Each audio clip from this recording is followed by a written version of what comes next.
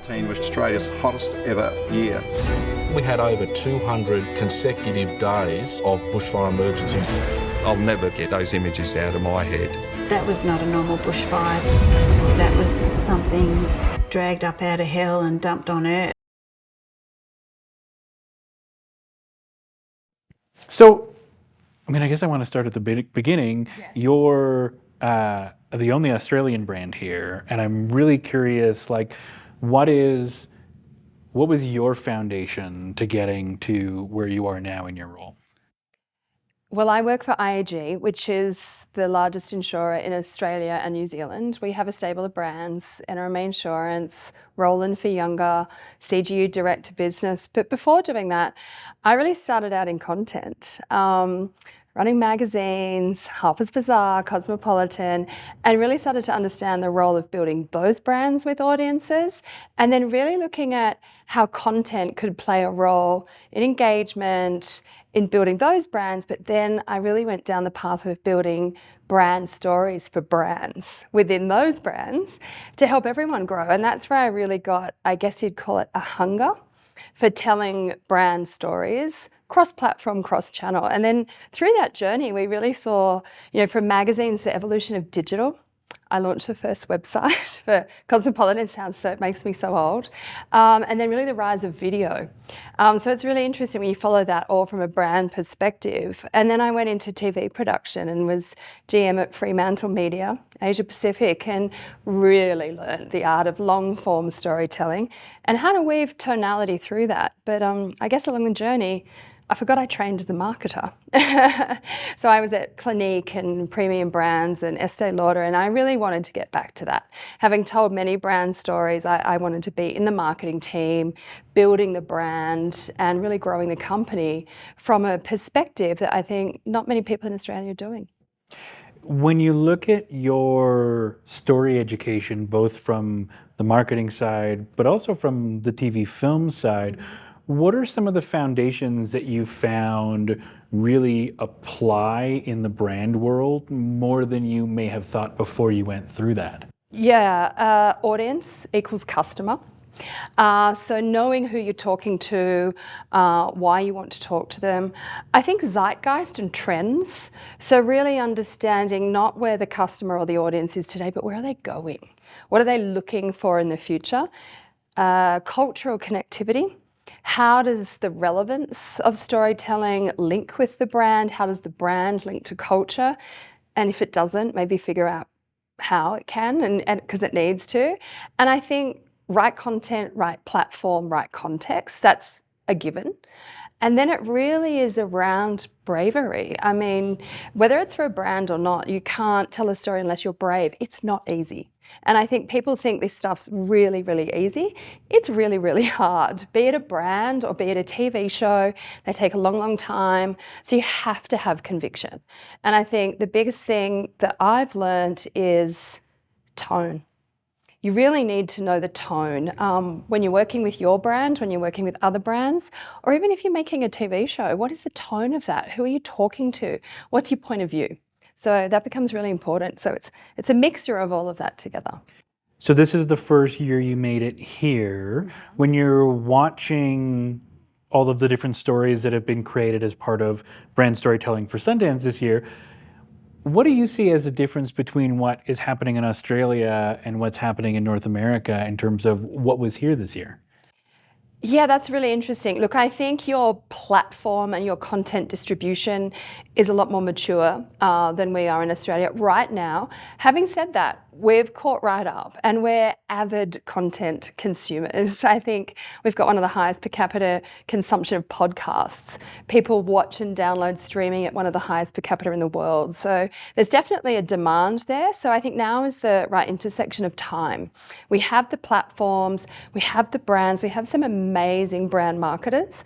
I think we just need the inspiration to really get together and understand what great looks like. So I'd say you're more evolved here. But there's definitely great work coming out of Australia. So I think the desire, the passion, the creativity is there. It's bringing it together with distribution and understanding how to do that. And we've got a lot of choice. As an example, you had a brand film here as an official selection as part of your brand. Can you take us through that project and how it came into existence, especially through the perspective of an insurance company? Yeah, absolutely. Well, the project's called A Fire Inside. Like I said, NRMA Insurance is one of the biggest, well, the biggest insurer in Australia.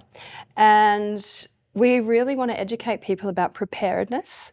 We have a brand that stands for help. So when you really need a nation that's leaning into climate change to be better prepared, that's a hard message to swallow from an insurance company. So how do we just tell the stories of those that help and make sure the impact of the film is around preparedness? So our true desire, having lived through the bushfires and seen that damage, was really just to hero the helpers and really showcase what the Rural Fire Service go through. Largest volunteer organisation in the world, in Australia. These are real people that don't get paid, saving houses, and how by being prepared people could just take that next step, or just understanding what fire looks like and you know what people went through and the power of humanity. So that was the purpose of the film. I think in terms of a business relationship, it was about social impact. So we worked with a foundation there who were educating people to get prepared in community. So the impact, education and the inspiration and just celebrating the people that do amazing work. You know, our partners like New South Wales RFS was a really great opportunity. When you look at that project and your history of telling stories, what were the conversations internally that the brand was having to go, we're going to make a feature documentary? We came across a story that inspired us from a newspaper. Met a filmmaker who shot some footage on a camera, came across and met a production company called Finch who produced us with us, who thought, hey, this could be bigger. And then it snowballed.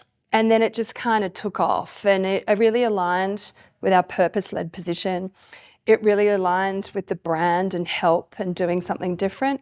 And it grew. It was quite an organic process. I mean, always getting the budget across the line and proving the worth is a challenge. And we definitely had those challenges, but as soon as we could link it with impact, purpose, celebrating help and the essence of what the brand stand for, it became a bit easier. It's never easy. But I think from my Fremantle days, the Wheel of Value, or the IP that we put around that, we launched a book with a great publishing company.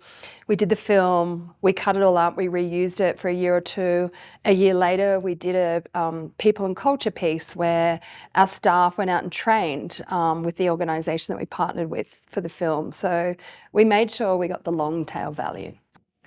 When you look at those types of stories, what was exciting to you about being able to make something like that through the lens of the brand you were working for? I think not everyone wakes up and thinks about the important role of insurance every day, except when they need you.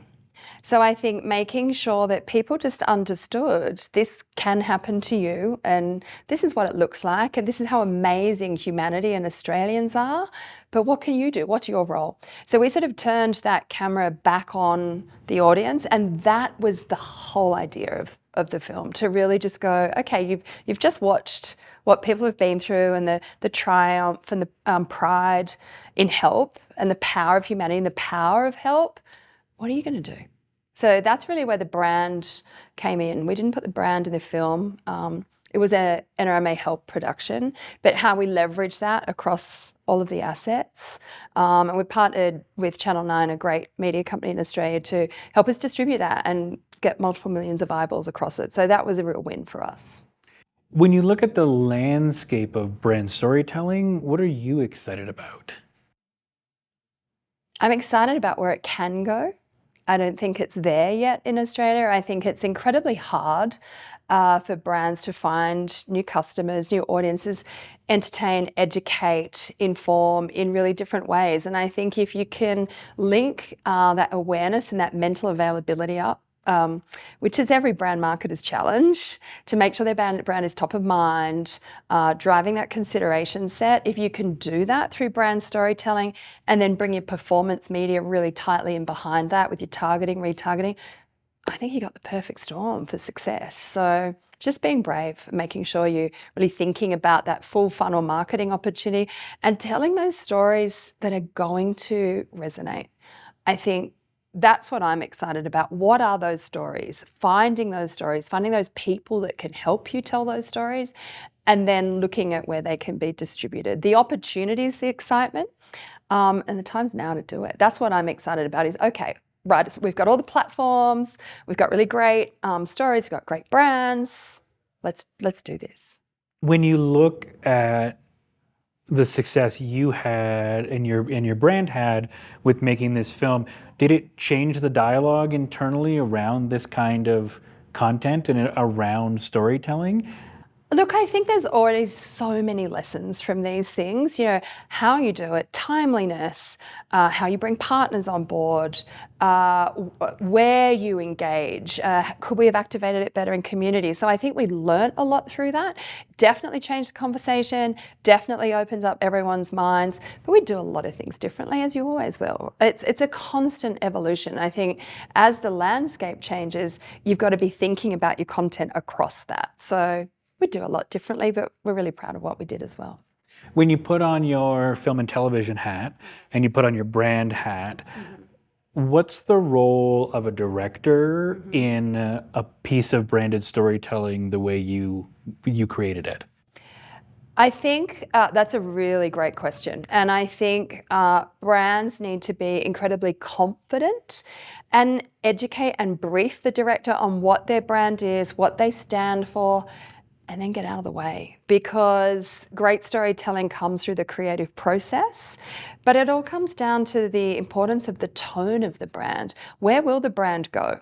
And where won't the brand go? And what's the brand's aspiration for the next 5 years? What's the business's aspiration for the brand? What's the growth trajectory? So if a director can understand all of that, then that should be enough for them to really be creative. And I think the role of the brand is to then step back and trust and put their faith there. But it's a pinhead sometimes. So you got to find the right director.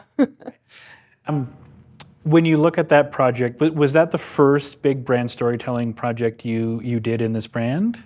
It was the biggest, but I think we'd been doing a lot of experiments in storytelling, in social, in really playing around with short form content, really looking at how we bring help to life and manifest in different ways. We did big podcasts that won awards for another brand of ours, CGU. We really learnt how to engage on social and what that role of the brand was and what customers and audiences were reacting to and what they weren't. We built chatbots, we've really played in the content space to get to the point of doing a feature film. And I think that was a really important lesson, especially when you look at content distribution. I think we made 300 pieces of content off the back of that film, and narratives and engagements and pushing. So all those little micro-branded content experiments really laddered up to the bigger one. That's at IAG. Like in my background, I've done a lot. When you look at that project, was it successful? And if so, how did you determine that? Oh, metrics are the underlying question of the industry. So goodness, you're pushing my memory. It was 2 years ago. We were really successful on reach, distribution, engagement, and the awareness of were people aware that NRMA made that film, and did they think that did that make them think more positively about the brand? Hit all those metrics out of the park. We never attached a sales metric to it. The social impact metric was good, and we're still pushing that along. So that's probably was an untapped opportunity, but we learnt through that and we partnered really strongly to make sure that happened. But the hardcore metrics, I think we were really, really, really happy with. But it was never set up to drive sales. I think you're right. Like the big conversation I think around this space is like, what are the metrics? What are the things we want to look at? As someone who has a really long history in marketing and brand, how do you look at brand storytelling as a marketing tool for brands in multiple different industries? Yeah, I think my perspective on this is changing as you go through the learning journey and once you look at all the platforms in your toolkit. So I don't have the perfect answer. I think that's every 2 years you think you crack it and then you need to sit down and do it again. So it really needs to come off the back of your marketing and business plans and objectives, and then looking at that entire marketing mix and going, what can I afford to spend on awareness or engagement, and what's the right way to do that? And brand storytelling fits in that layer. And then some years it might not be the right answer. So I think getting tight on what those metrics are driving within that marketing funnel or along that customer journey, then they are your metrics. I don't have the perfect answer. I think it's really tailored to each business problem and each challenge that you're going through to be able to justify what this is going to do. But now we've got all the distribution platforms in our toolkit. It should get a lot easier around reach and engagement and forecasting. 2-3 years ago when we did a Fire Inside, that wasn't as easy. So I'm still figuring it out as well. I love it. Okay, before I let you go, I've got my not so rapid fire. So the first one is, what is a story that had a big impact on your life and why? Goodness me, I didn't expect that. Right? The idea was rapid, but they've turned into thoughtful questions. Next question, I'll come. What is one film you think everyone should see? A film I think everyone should see. Oh, look, we've just had the Emmys and the Globes. I really like Saltburn. I think it's interesting, it's challenging, it's confrontational, but it's cool. I love it. What is something you never leave home without? My phone. Probably more importantly, a really comfy pair of trainers. Love it. What's an important place for you to go to find inspiration? The beach. I need the ocean. I need to smell it, see it. I try and get there most days. That's where I do a lot of thinking and a lot of creative, a lot of reading, and a lot of looking. I think news is kind of always really interesting too. Just diverse inputs to get to that creative space. Love it. What do you think is the most important skill for storytellers to develop? Curiosity. That one's easy. Love it. And back to the first one. What is a story that had a big impact on your life and why? It's not a brand story, is that okay? Totally. Any story. It was the Dalai Lama. And I think his quest for intelligence and curiosity and his journey to get there, I come back to that a lot, thinking about brands and stories and evolutions of humanity and human truths. I think the Dalai Lama, and I can't remember the name of the book, it'll come to me, but it's really about the power of humanity, the power of learning and the power of curiosity. And that's really what storytelling is. So that had massive impact on me. I think about it all the time. I read it about 3 times. Be good if I could remember the name of it. But it's amazing. So probably that as a book. I love it. Thanks so much for your time. Such a pleasure. Thank you for having me at Brand Storytelling at Sundance this year. I've enjoyed it very much.